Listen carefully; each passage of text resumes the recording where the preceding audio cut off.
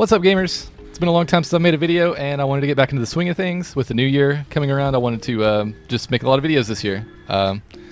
There's been a lot that's happened since I've made a video last. I've hit GM, and so I've got some things that I'd like to share with people. Something I think that they might get some benefit out of, hopefully. I kind of want to lean into like the educational and like helpful just content this year, and just kind of see where that goes. And so with all that said, let's jump into the video. Alright, and as you can see here, I've finally achieved it. This is something I've been wanting to do for quite a while now. Since the last time I made content, I was actually a Masters player all the way up until now. I finally got GM. It's something that means a lot to me. It tells me that some of the things that I've been working on, some of the things in this video specifically, actually do help and benefit you. And like anybody can use these things. So it doesn't have to be like something, you don't have to be a support player. I know like I've kind of like specifically chose to be a support player now instead of like other roles, but it doesn't have to be that. The things in this video can pretty much apply to everybody. So with that said, let's go ahead and jump in. All right, guys, and the first thing I wanted to cover is how to deal with losses correctly and appropriately. So for example, sometimes it's easy to like, especially hard losses, like really good stomps. You know, like if you just get stomped, don't get tilted, because that's the worst thing that can happen to you. And then like you'll see this a lot sometimes with streamers. Like this happens where they lose a game and then they just lose more games because they're tilted now, and you can see it, but they can't. And so that's something that like I know it seems obvious and simple, but you would be so surprised how just across every elo, it don't matter what rank you are, this happens to everybody. Is, you know, just keeping a healthy mental and learning to accept losses, just like you accept your wins.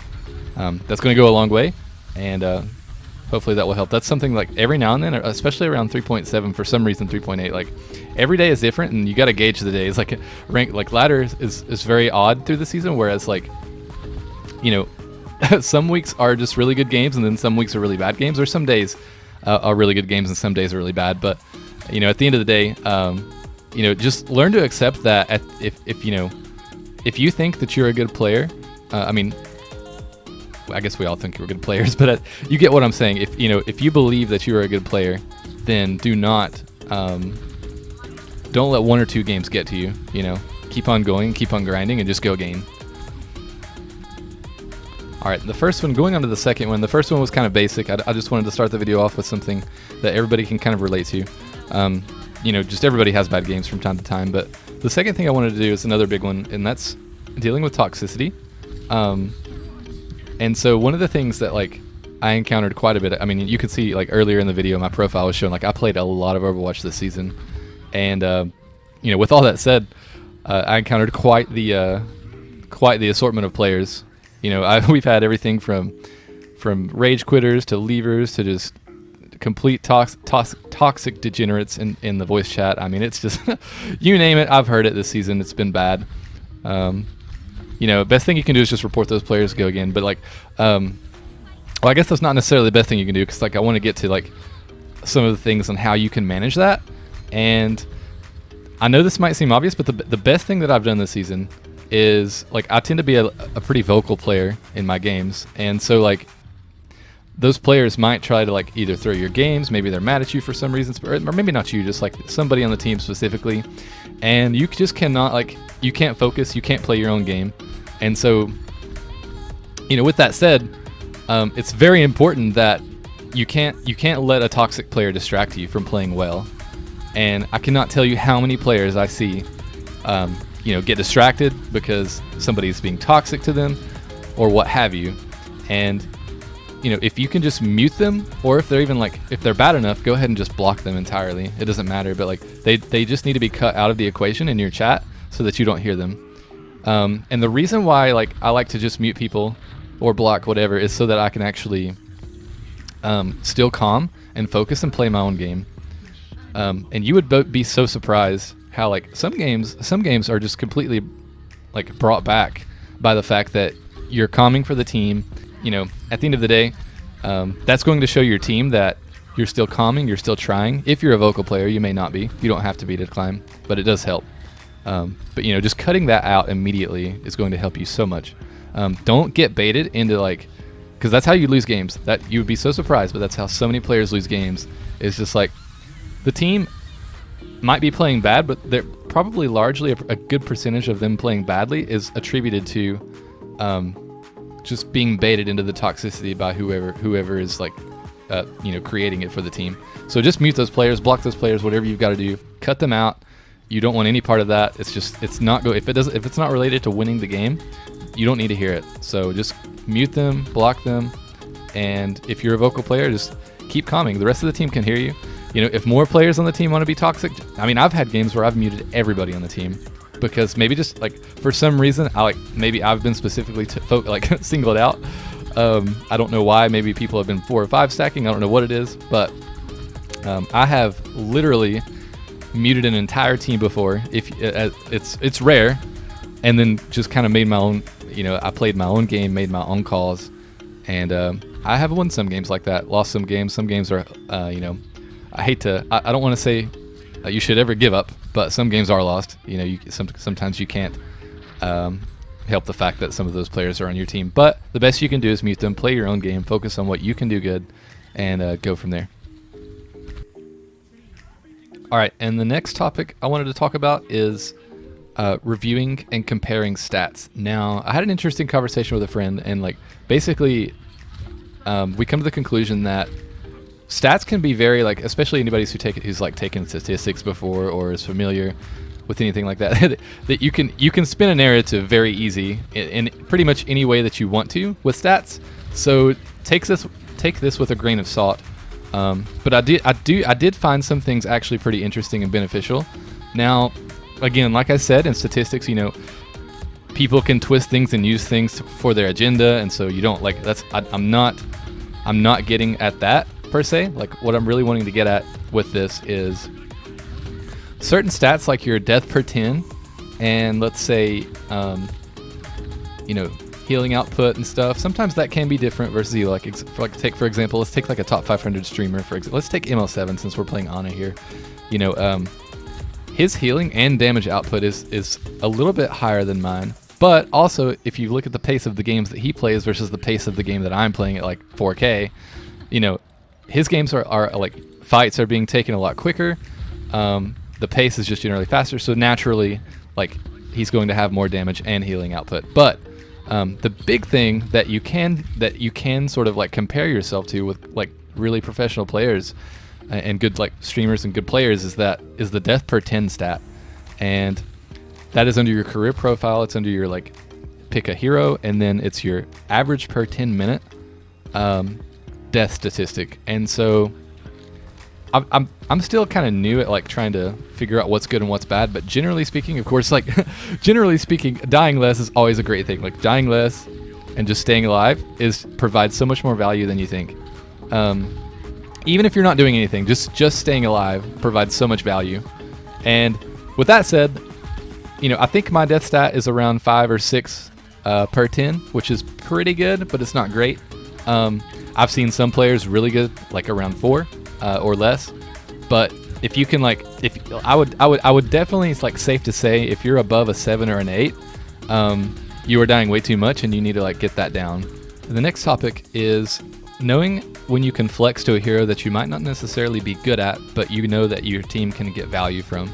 And what I mean by that specifically is from my personal experience this season, I've never been really particularly a good Zen player, but I did know that Zen can be really good, especially whenever you have good Discord usage. So because of that, this season I really tried to flex his Zen when my team wanted the extra damage, or whenever he could be played with a Mercy or a Brig. Because right now Brig Zen is kind of a thing, Mercy Zen is. And as you climb, believe it or not, I was afraid at first, the low healing output of a Brig Zen comp. Not to get into being a healer video or a support video, but teams really players know how to not take damage at higher elos, and they definitely so don't let that scare you. If your team requests a Brig Zen or whatever, don't be afraid to flex of that. But again, back to what we were saying, you're playing a Mercy Ana, and let's say you're the Ana, but that Zen can be a good pick. Clearly you're playing Ana, you might have already good mechanical skills anyway, so that shouldn't be a problem. But don't be afraid to flex pick to a hero that you think you might not be necessarily good at, just because because I see a lot of, especially like a lot of players like in Diamond and stuff, they'll definitely like pick their comfort picks, and that's sometimes okay, but also like you need to understand why some of these heroes are meta. And for like example, like for Zen is always going to be meta whenever, at least historically, whenever like metas are a little slower and are more pokey. And right now we're playing that with like the Ball, the Sigma, the Zen, the Brig, the Mercy, like, you know, the Echo, Tracer, etc. Like all these heroes are more about poke. And of course, anytime the pace of the game is a lot slower, Zen will be king. At least, if not king, he'll be good. And so I knew this. I knew that also that I was not a good Zen player. But I also knew the value that Zen brings to the table. You know, he provides extra damage. You know, you can put your healing orb on like Genjis and Tracers, and it takes care of them really easily. It's an easy way to take care of them. Your other healer doesn't have to worry about them. And you know, if you can get good with Discord, like it's good Discord usage is key. So like, I knew that maybe I'm not a good Zen player, but I do know I can press E to put Discord on an enemy relatively easily, and I also know like good targets to put it on. Like that's a really trivial way of saying it, but it's just kind of an example, like maintaining. And again, going back to what we said earlier, maintaining like actions per minute. Another thing I knew is that, you know, good Zen players will have like their healing orb, and they'll be like getting the most value out of their Discord and healing orb at all times. And you know, so with that said, while I might not be the greatest Zen player, I definitely knew that he could be a good addition to the composition that we're playing, and sort of to the overall goal like that the team's trying to accomplish. Like if we're trying to add a little bit more damage, you know, especially if the enemy plays like a tank, like a Hog or a Reinhardt that you can just leave that on, your team will just farm that target. But that's just kind of an example of, just because you're not quite, and you'd be surprised the games that I've won this season, and like quite frankly, I might be like a low master Zen player right now. Maybe I'll get better. I'm still working on practicing him, but it just kind of goes to show you that you can win games just by picking heroes that work well with the comp that your team's tried to go with, even if you're not necessarily good at that hero yourself. You have, but the key there is you have to understand what that hero brings to the table, and not just, you know, mindlessly playing it. And another thing that really helped me this season, if you're somebody who calms a fair amount, then whenever you do calm, don't just calm like soldier top right, there's a Zen to the left. You know, don't be monotone. Like, really make sure that you're exciting, and that if you come across, I know this sounds silly, but if you come across like in a very exciting like way, like, you know, let's say like, you know, soldier top right, like players respond to that hype and that like sort of energy a lot better than they do like some sort of monotone or boring like calm. Like, I know that sounds a little silly, but you'd be so surprised how well it helps.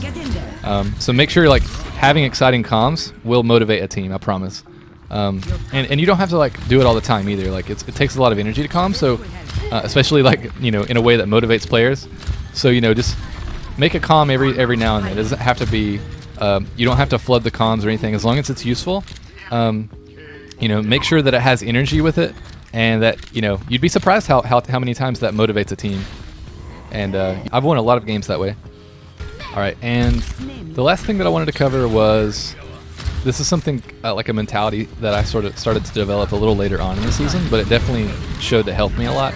And that is, whenever you're playing in your games, like play like it's like you're in top 500 and this is the game that you're going to lose top 500. Again, it's kind of a silly thing, but like, you know, playing your game like your life depends on it, like will legitimately make you play better. That's just like a little trick that I use, is like playing every game as if I was top 500 and then about to lose top 500. So just a little bit of like, it's a small thing, but it definitely helps a lot.